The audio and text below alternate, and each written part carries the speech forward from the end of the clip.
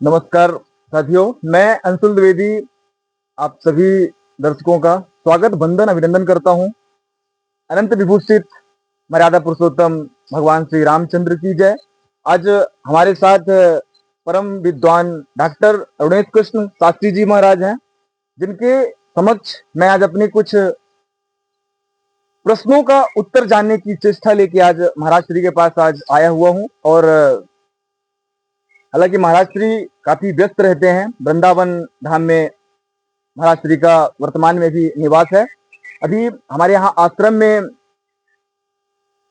बाबा भोलानाथ जी की, दास जी की और हमारे जो भी इसके पहले महंत रह चुके हैं उनकी स्मृति में उत्सव का आयोजन होता है। मैं यूं कहूं तो वही था, महाराज जी आए, सपरिवार सभी लोग आए, काफी भक्तगण हमारे आते हैं और काफी महाराज जी के शिष्य आते हैं और अपने प्रश्नों का समाधान पाते हैं। मैंने भी सोचा कि बहती गंगा में क्यों ना मैं भी हाथ धो लूं और मेरे मन में जो चेष्टा है उन्हें जानने की मैं कोशिश करता हूं।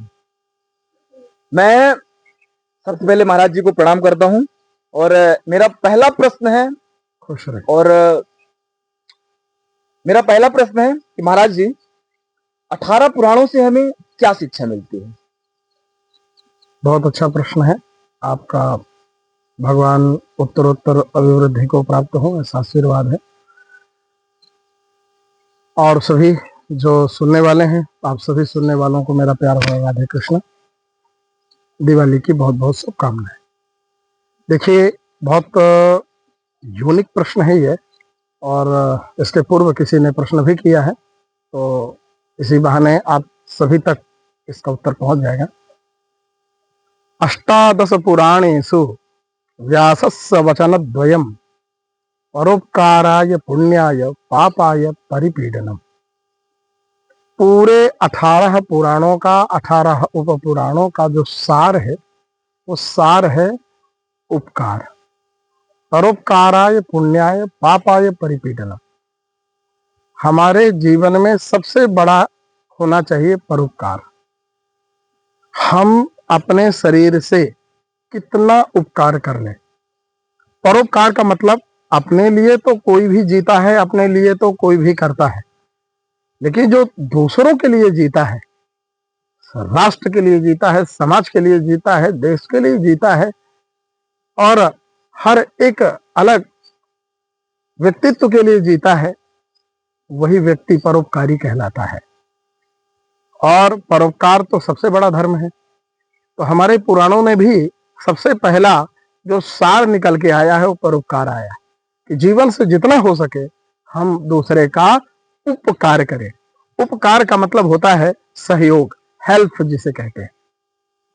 तो हम किसी की मदद करें, कोई दुखी है, कोई दीन है, उसकी मदद करें, यही उपकार हमारा पुराण सिखाता है। दूसरा पुराण का सार है वो ये है कि जो बात अपने को बुरी लगे वो दूसरे को नहीं कहनी चाहिए।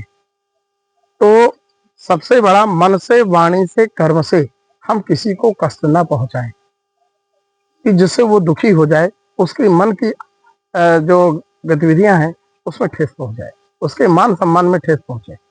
यही हमारे पुराणों का सार है। तो पहला उपकार करना चाहिए, क्योंकि परोपकाराय फलन्ति वृक्षाः परोपकाराय दुहन्ति गावाः परोपकाराय फलन्ति वृक्षाः परोपकाराय इदं शरीरम्।